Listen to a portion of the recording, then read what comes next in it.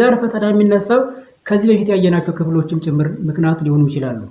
ለምሳሌ መጀመሪያ ላይ ያየነው ከትዳር በፊት ሊደረጉ የሚገቡ ወይ ደግሞ ሊደረጉ የሚገቡ ጥንቃቄዎች ላይ ሰው በዚህ ዓለም ላይ በትክክል ሰው ሆኖ ካላደገ መንፈሳዊነትን ከሰው የሚጠበቀውን ሳያደርግ ከተፈጥሮ የሚጠበቀውን ሳያደርግ ተፈጥሮን ሳያከብር እነዚህም በሙሉ ሳያደርግ በሌላ መልኩ ደግሞ በሚቀጥለው ክፍል ላይ ያየነው የትዳር ምርጫችን ትክክል ካልሆነ አሁን ትዳር ውስጥ ስንገባ ችግር መከሰቱ አይቀርም ማለት ነው።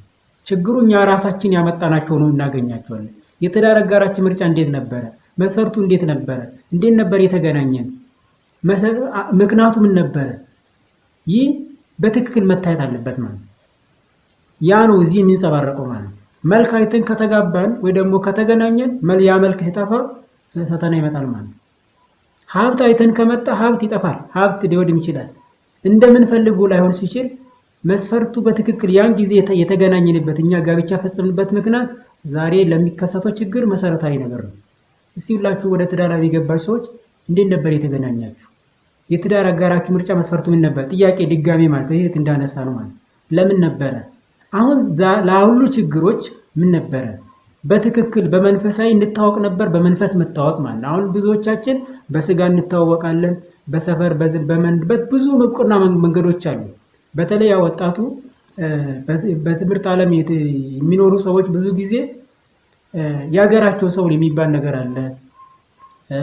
በአጠቃላይ እግዚአብሔር የሚያስበውና እኛ የምናስበው ነገር ሳይገናኝ ሲቀር አሁን ላለው ዘመን ችግር ሊሆን ይችላል። መልክ አይተን ልንጋባ እንችላለን። ሀብት ንብረት አይተን ልንጋባ እንችላለን። የቤተሰቦቻችን ሀብት አይተን ልንጋባ እንችላለን።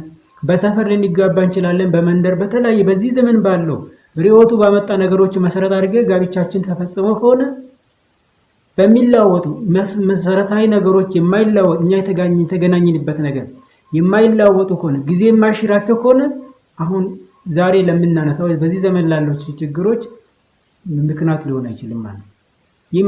የማይለወጡ ሊሆን ይገባል። ዘመን የማይሽራቸው ናቸው። ለምን? መንፈሳዊ ዓለም ምንም የሚሽረው ነገር የለም።